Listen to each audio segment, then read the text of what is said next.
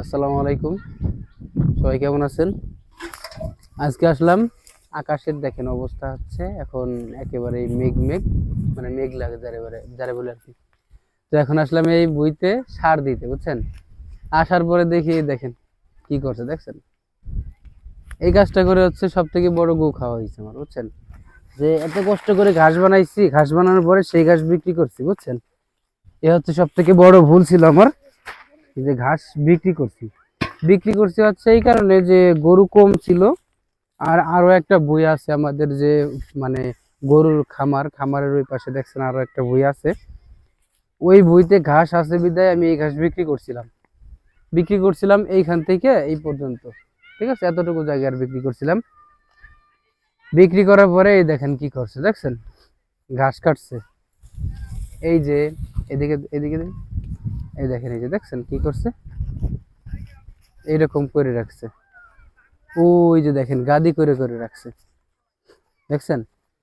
এরকম যদি করে জীবনে এই বইতে ঘাস হবে সহজে? আর গোড়া তো মানে কি বলবো, দেখতেছেন সবকিছু। এই দেখেন এদিক দিয়ে দেখেন কি অবস্থা, কত বড় বড় গোড়া। আর এই জায়গায় তো দেখছেন আগা কেটে কেটে খাওয়াই ফেলাইছে। গোড়া সে অবস্থায় পড়ে আছে এখনো, ঠিক আছে? এখন এই অবস্থায় যদি থাকে তাইলে মনে করেন কি বলবো। আর এই গোড়া কাটবে কি দিয়ে জানেন? গোড়া মানুষ তো মানে কাঁচি দিয়ে কাটে, আর এই গোড়া কাটবে হচ্ছে দাও দিয়ে কোবাইয়ে।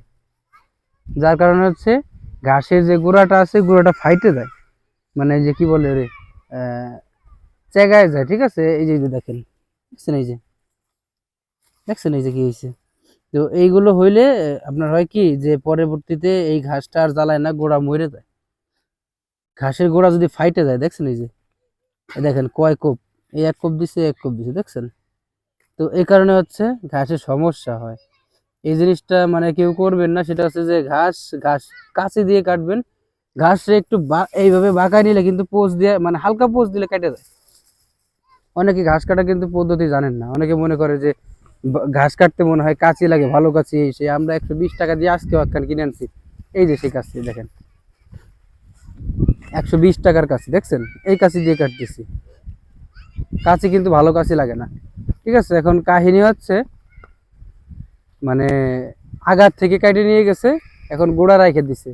এখন যদি আমি গোড়া থেকে, মানে ওরা কাটছে, আমি আর কাটতে, এই যে এইটুকু কাটে নিয়ে গেছে, আমি সেই মাত্র দেখলাম।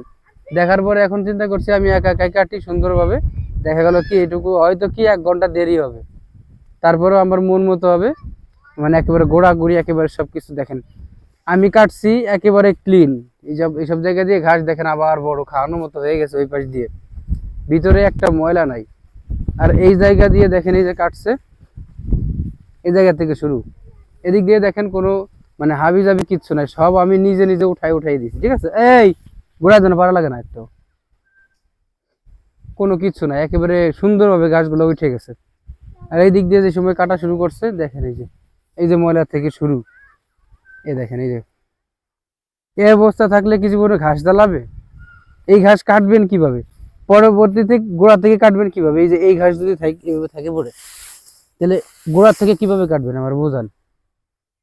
এরকম একটা জিনিস হয়ে গেছে আমার সাথে এখন, মানে বিপদে পড়ে গেছি খুব, যে ঘাস বিক্রি করেও বিপদে পড়া লাগে। আমি এই যে প্রথম দেখলাম, আপনারাও দেখে রাখেন আমারে, যে ঘাস বিক্রি করার পরেও বিপদে পড়ছি, এরকম একটা জিনিস।